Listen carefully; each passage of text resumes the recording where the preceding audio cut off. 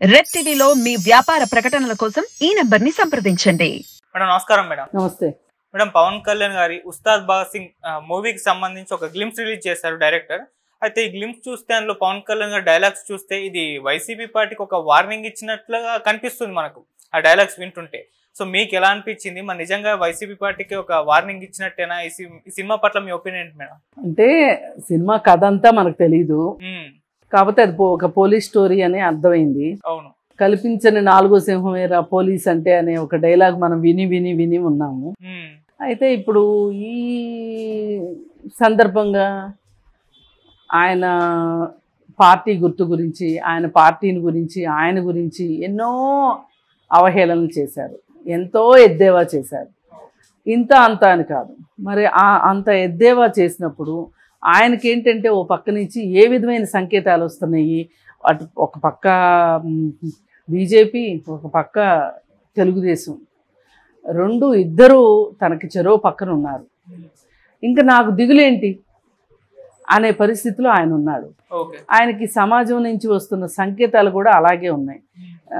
ఏదైనా ఈ కూటమి గెలుస్తుంది అనే ఒక సంకేతాలు వస్తున్నాయి. మరి ఇలాంటి పరిస్థితుల్లో ఆయనకి ఎమ్మెల్యే టికెట్లు కావచ్చు, ఎంపీ టికెట్లు కావచ్చు వస్తాయి అనే ఒక నమ్మకం ఉంది. ఆయన నిన్నటి మీద ఇవాళ మెరుగ్గానే ఉంటాడు కదా. ఈ విధంగా చూసుకుంటే పోనీ 2 సీట్లే వచ్చినాయి అనుకుందాం, పోనీ అసలు లేని దాని మీద 2 అయినా మెరుగే కదా. ఇప్పుడు ఎవరైతే ప్రత్యర్థి పార్టీ ఉందో వాళ్ళకి 151 వచ్చినాయి.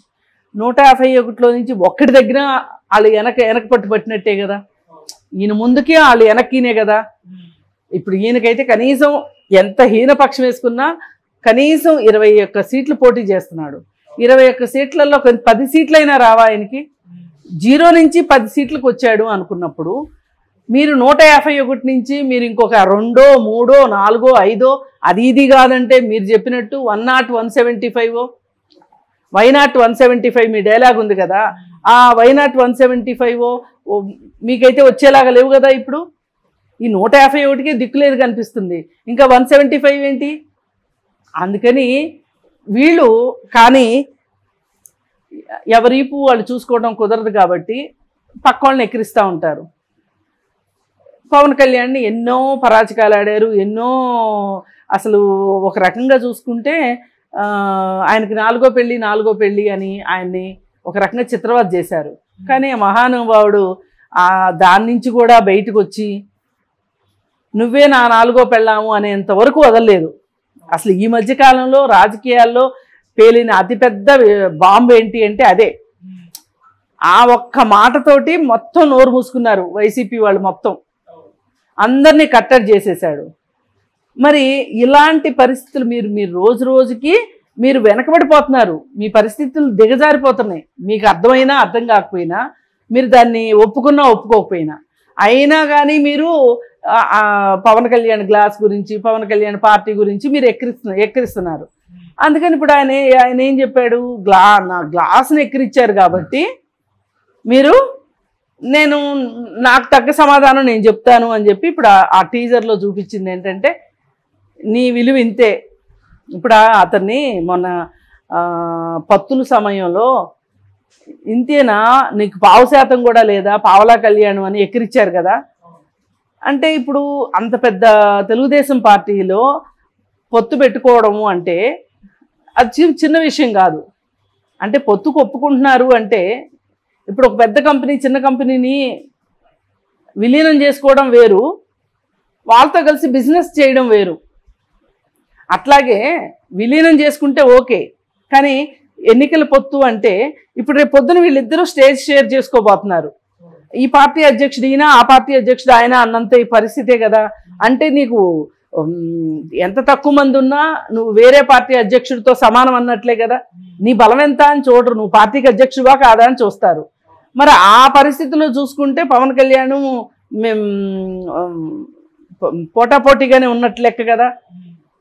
మరి అయినా ఈయనది చిన్న పార్టీ, అంత పెద్ద పార్టీ వాళ్ళు సీట్లు వాళ్ళ పార్టీ వాళ్ళందరినీ కాదనుకుని కేవలం ప్రభుత్వ వ్యతిరేక ఓటు చీలిపోకూడదు అన్న ఒక్క మాట కోసము అది మాత్రమే సూత్రంగా పెట్టుకుని వాళ్ళు పవన్ కళ్యాణ్తో ఎన్నికల పొత్తు పెట్టుకున్నారు.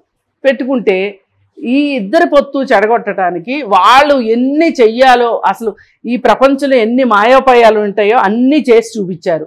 ఎన్ని చేసినా సరే వీళ్ళ పొత్తు ముందుకెళ్ళింది, పొత్తు పొడిచింది. అయితే అది వాళ్ళకి అసనిపాతం అన్నమాట.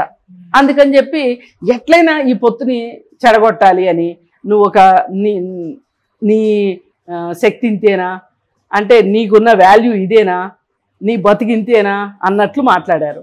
మాట్లాడి అసలు ఒకానొక సందర్భంలో ఆయనకి గ్లాసు ఆయన గుర్తుగా దొరకదేమో అనేంత పరిస్థితి కూడా వచ్చింది. ఎట్టకేలకు ఆయన గ్లాస్ గుర్తు ఆయనకు వచ్చింది. పార్టీ గుర్తు కూడా వచ్చిన తర్వాత ఇంకొంచెం ధైర్యం వచ్చింది పవన్ కళ్యాణ్కి. ఇంకొంచెం పవర్ఫుల్గా మాట్లాడడం మొదలెట్టాడు, ఇంకొంచెం బార్గెనింగ్ చేయటం కూడా మొదలెట్టాడు. అంటే దీని అర్థం రోజు రోజుకి అతను బలోపేతం అవుతున్నాడు తప్పితే వెనక్కి అయితే వెళ్ళట్లా, ముందుకే వెళ్తున్నాడు.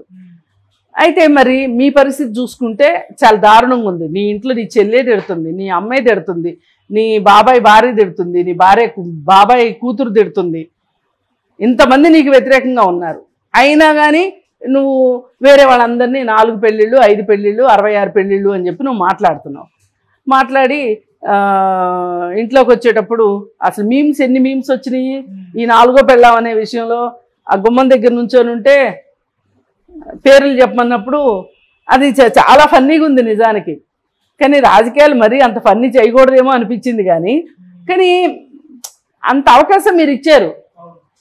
లేని 4వ పెళ్ళాన్ని ఎక్కడ తీసుకొచ్చి చూపిస్తాడు? ఇది అంటే ఇంత ఇబ్బంది పెట్టారు కాబట్టి అతను ఎన్ని జోకులు వేసినా తప్పులేదనిపించింది నాకు ఆ ట్రైలర్ చూసిన తర్వాత. అది కేవలం ఫక్తు రాజకీయ సినిమానే అనుకుందాం. అయితే ఏంటి, సో వాట్, మీరు ఎన్ని సినిమాలు తీశారు అందరి మీద? అండ్ మీరైతే తీయొచ్చు అందరి మీద సినిమాలు, మీ మీద ఎవరో తీయకూడదా? ఇది పర్ఫెక్ట్గా ఉందనిపించింది. దీన్ని సెన్సార్ ఆపడానికి కూడా కుదరదు. వీళ్ళకి సూదన్ ట్రాయిల్ లాగా వెళ్ళి ర్యాకెట్లు మాదిరి వెళ్ళి తగులుతాయి ఆ డైలాగులు. పైగా పగిలిన తర్వాతే దాని విలువ తెలుస్తుంది. ఆ పగిలిన గాజుకి పదునెక్కువ అని చెప్పి అన్నాడు చూడండి. డైలాగ్ చాలా బాగుంది. ఇప్పుడు ఇతన్ని ఏడిపించి ఏడిపించి ఏడిపించి అతన్ని చిత్రవధ చేశారు ఒక రకంగా. ఈ మధ్య కాలంలో ఏ రాజకీయ పార్టీని ఇంత ఆడుకోలేదు అసలు. అంత ఆడుకున్నారు కాబట్టి ఆ సినిమాలో మరి ఇప్పుడు డైలాగులు మార్చారా, లేకపోతే పాత డైలాగులే అలా ఉన్నాయా, లేకపోతే ఎన్నికల సందర్భం వచ్చే ముందే రిలీజ్ చేద్దాం అనుకున్నారా? ఇది ఒక వారం రోజులు ఆడినా చాలు చూసేస్తారు అందరూ. ఇప్పుడు ఈ టీజర్ రిలీజ్ అయ్యి కూడా ఎంతోసేపు కాలేదు, లక్షల్లో వ్యూస్ వచ్చేసేసినాయి. కాబట్టి ఏంటి అంటే ఒక సినిమా హీరోకి రాజకీయాల్లో అతని సినిమాల్లో ఉండే గ్లామరు మొత్తం ఎన్టీ రామారావుకు లాగా అదే మెయిన్ ఫీచర్ అవ్వదు, కానీ ఒక యాడెడ్ ఫీచరే అవుతుంది ఖచ్చితంగా. అంటే ఒక యాడ్ అవుతుంది అతని, అలా ఉపయోగపడుతుంది ఖచ్చితంగా. అందుకని చెప్పి అది వాళ్ళని ఉద్దేశించినట్టుందా, ఎలా ఉంది ఏంటి అని మనం మాట్లాడడానికి లేదు. ఇవాళ ఎట్లా ఉన్నామంటే మనం గొంగట్లో తింటా ఎంట్రుకలు ఏరుకుంటున్నట్టుంది. పోనీ వీళ్ళకి బుద్ధి చెప్దాం, ఏంటయ్యా ఈ సినిమాలు తీయడం ఏంటి, ఏం పద్ధతి ఇది, ఆ రాజకీయాలు అంటే మీకు సినిమాల ఆటగా ఉందా అని అనొచ్చు. కానీ వాళ్ళని అనలేకపోయాంగా. వాళ్ళు అన్ని సినిమాలు తీసి దేశం మీద వదిలేరు కదా, అందరినీ అవహేళన చేసి పెట్టారు కదా. మరి వాళ్ళు తీసిన సినిమాలో పవన్ కళ్యాణ్ ఎంత అగ్లీగా ఏడిపించారండి. మొన్న వ్యూహం సినిమాలో పవన్ కళ్యాణ్ ఎలా చూపించారు? మరి అప్పుడు వాళ్ళకి ఆ నైతిక హక్కే లేదు వాళ్ళకి. అందుకని సినిమా ఒక పవర్ఫుల్ మీడియం. ఈ మీడియం ద్వారా ఆయన చెప్పదలుచుకుంది ఆయన చెప్తున్నాడు. వాళ్ళు కూడా పవర్ఫుల్ మీడియం కాబట్టి దాన్ని వాడుకుందామని చూశారు. ఎంతవరకు వాడుకున్నారు ఏంటి అనేది మనం ఇప్పుడే చెప్పలేము. కానీ డైలాగులు మటుకు పంచ్ డైలాగులు చాలా బాగున్నాయి, చాలా పేలుతాయి అనిపిస్తుంది.